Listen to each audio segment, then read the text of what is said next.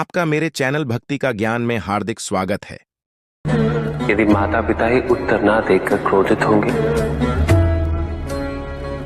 तो संतान की जिज्ञासा संभवतः उन्हें ऐसी दिशा में ले जा सकती है जो उचित ना हो। जन्म देना ही माता पिता का एकमात्र कर्तव्य नहीं होता, उन्हें अपनी संतान के व्यक्तित्व का सुधार भी करना होता है। सदैव माता पिता पर आश्रित रहने से संतान की उन्नति संभव नहीं होती। उसे अपना मार्ग, अपना उद्देश्य स्वयं ढूंढना होता है और माता पिता द्वारा अपनी संतान को अपना लक्ष्य प्राप्त करने से रोकना यह अनुचित है।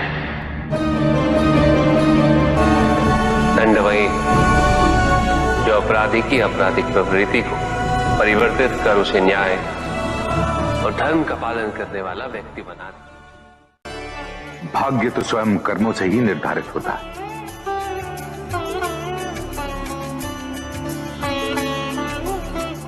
हमें ज्ञान चर्चा का विषय मिल गया।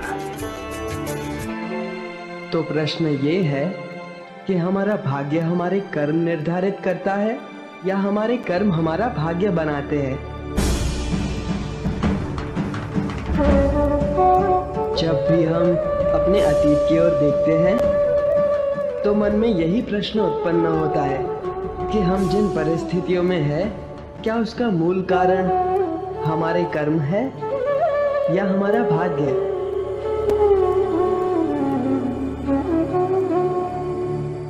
किंतु कर्म और भाग्य एक दूसरे से पृथक नहीं है,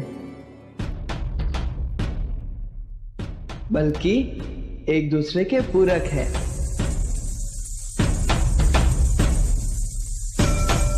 कर्म से भाग्य निर्धारित होता है और जो भाग्य हम अपने कर्म से अर्जित करते हैं वही भविष्य के कर्मों का आधार बनता है। इस समय ये पंख इस सभागृह के वायु पे आश्रित है। आप सभी के श्वास इसकी दिशा परिवर्तित कर सकती है। इसकी अपनी इच्छा कुछ भी नहीं, ना ही इसमें अपनी दिशा स्वयं निर्धारित करने की क्षमता है।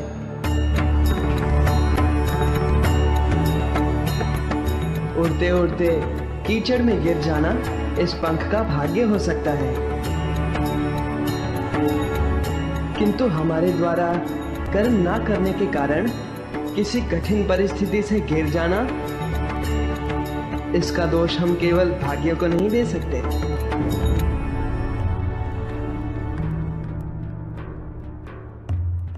क्योंकि हमें अपने विवेक से कर्म करने की क्षमता प्राप्त है। यदि हम कर्म नहीं करते तो उसका फल हमें भुगतना ही होगा। भाग्य प्रबल हो तो वो हमारे कर्मों को प्रभावित करता है,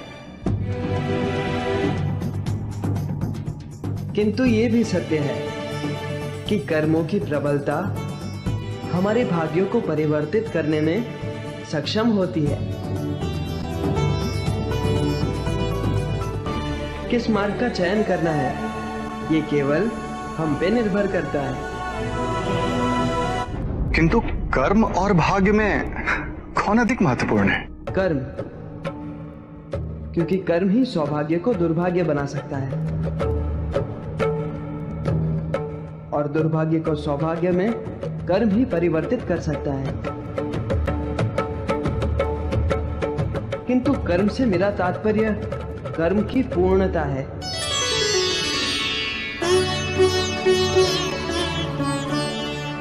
जिस प्रकार केवल जन्म देने से माता पिता का कर्म पूरा नहीं होता, अपनी संतान का पोषण करना, उसे इस योग्य बनाना कि वो संसार में आत्मनिर्भर हो सके, ये भी तो माता पिता का ही कर्म है।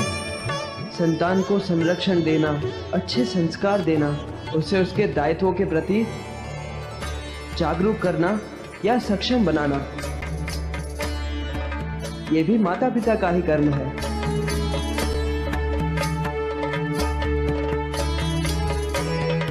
कर्म को मात्र एक औपचारिकता नहीं बल्कि धर्म समझ के उसका निर्वाह करना,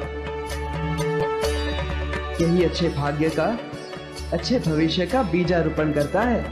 श्री गणेश की श्री गणेश की। तुमने कहा कि कर्म और भाग्य के मार्ग का चयन करना हम पे निर्भर करता है।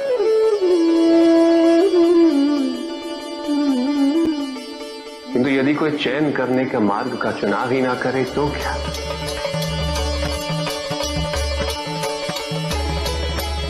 यदि इस पंख के लिए इसका महत्व ही ना हो कि वो कीचड़ में गिरा या किसी के शीर्ष पे अलंकृत हुआ।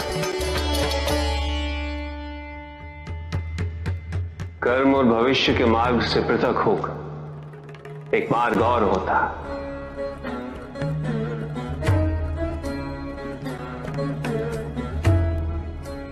वैराग्य का मार्ग।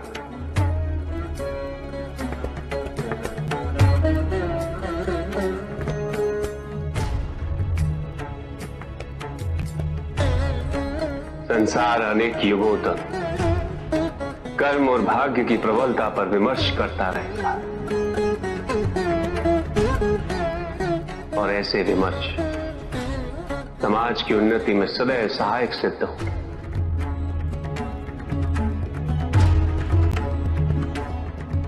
ना सम्मान का मोह, ना ही अपमान का भय।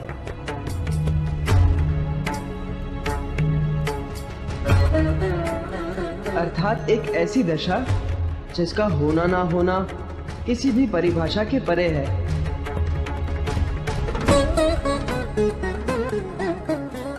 महादेव की श्री गणेश की श्री गणेश की।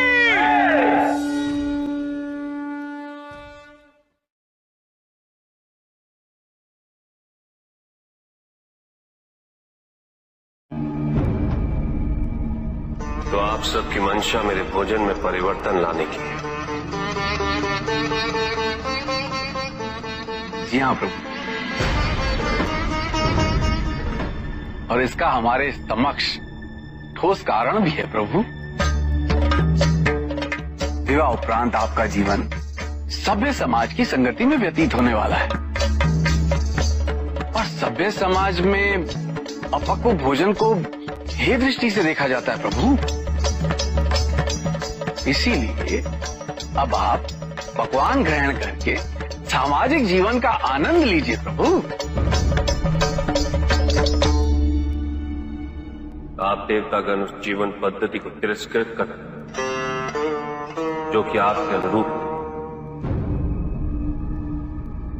और जो आपके अनुकूल ढल जाए, उसे आप सभ्य की संज्ञा देते हैं, है ना इंद्र? महादेव,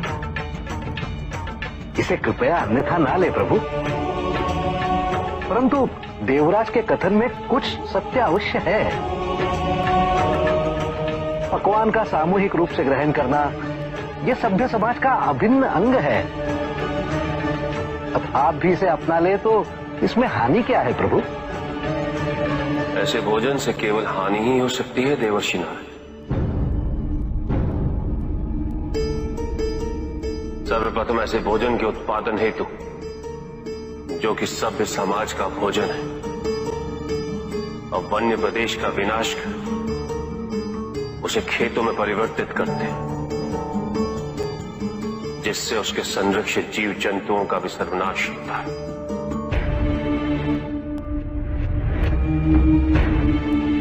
हम अपने शरीर का पोषण करने हेतु जीव जंतुओं की हत्या करते हैं, खेतो|, को सिंचित करने हेतु नदियों के प्राकृतिक बहाव को कृत्रिम साधनों से रोक देते हैं।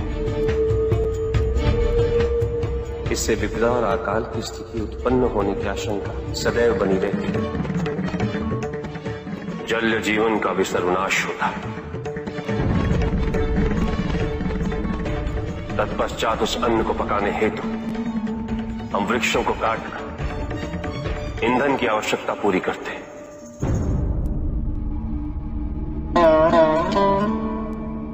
और पकाने की प्रक्रिया में उसके सारे पोषक तत्वों का सर्वनाश कर देते। नहीं देवराज, अपने पोषण हेतु मैं अन्य जीव जंतुओं की हत्या कदापि नहीं कर सकता। यह असंभव है।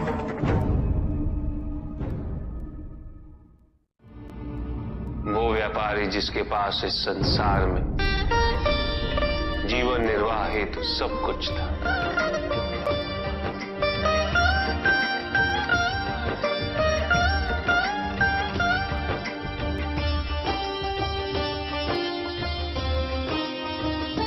उसके पास घर था, छोटा था किंतु उसके परिवार के लिए पर्याप्त था। उसके छोटे से परिवार की आवश्यकताओं को पूरा करने हेतु भोजन और धन की भी कोई कमी नहीं थी, किंतु व्यापारी सदैव और धन संपत्ति संचय करने की चिंता में डूबा रहता था। सब कुछ होते हुए भी वो सुखी नहीं था, क्योंकि वो यही सोचता रहता था कि उसके पास क्या क्या नहीं। एक दिन किसी ने उसे बताया कि नारायण के वरदान से सब कुछ मिल सकता है। धन के लोभ में वो नारायण की तपस्या करने निकल पड़ा। ओम वैष्णवे नमः। और इस प्रकार वो कई वर्षों तक नारायण की तपस्या करता था। ओम वैष्णवे नमः। ओम वैष्णवे नमः। ओम वैष्णवे नमः। ओम वैष्णवे नमः। वत्स,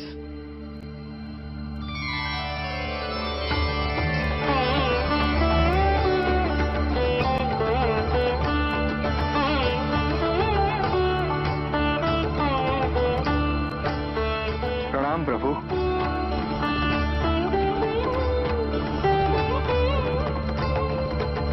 मैं तुम्हारी तपस्या से प्रसन्न हूं। मांगो, क्या वरदान मांगना चाहते हो? प्रभु, प्रभु मुझे समस्त संसार की भूमि चाहिए। संसार में जितना भी धन है सब मेरा हो जाए। क्या मैं तुमसे पूछ सकता हूं, तुम्हें इतना सब कुछ क्यों चाहिए? मैं सुखी रहना चाहता हूँ प्रभु, और धन संपत्ति ही सुख का माध्यम है। किंतु संसार की परिभाषा हर किसी के लिए भिन्न होती है वत्स। कुएं में बैठे मेंढक के लिए वो उसका संसार होता है। तुम बताओ वत्स, तुम्हारे लिए संसार की क्या परिभाषा है? सब कुछ प्रभु। जो कुछ भी मुझे दिखाई दे रहा है वो सब कुछ संसार ही तो है प्रभु। उचित है, मैं तुम्हें वरदान देता हूं कि जितना भी संसार तुम अपने नेत्रों से स्वयं देख सको वो तुम्हारा होगा, किंतु जो तुम नहीं देखोगे वो तुम्हारा नहीं होगा। अब इस संसार का सबसे धनी व्यक्ति मैं बन जाऊंगा प्रभु, और सबसे सुखी भी।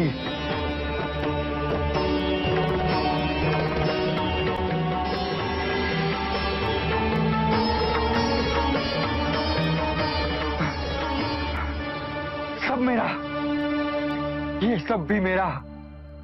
उसने सोचा यदि वो दौड़ के समस्त संसार को देख ले तो वरदान अनुसार सब उसका हो जाए। यहां से वहां, वहां से यहां वो चारों दिशाओं में भागने लगा।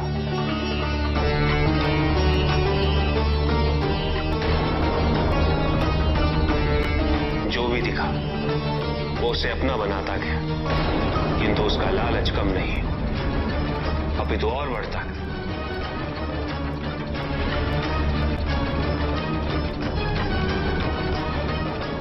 निरंतर भागते रहने के कारण शीघ्र उसका शरीर उसका साथ देने में असमर्थ हो गया।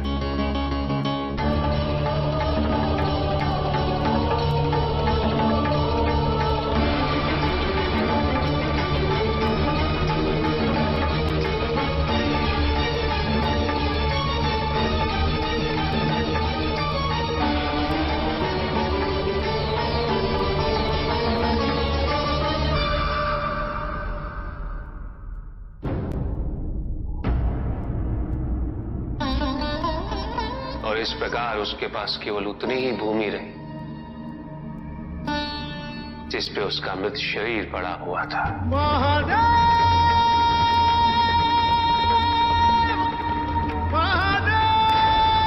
अकेला। उसके पास उसके परिवार का सुख भी था, किंतु उसने उसका आनंद नहीं उठाया।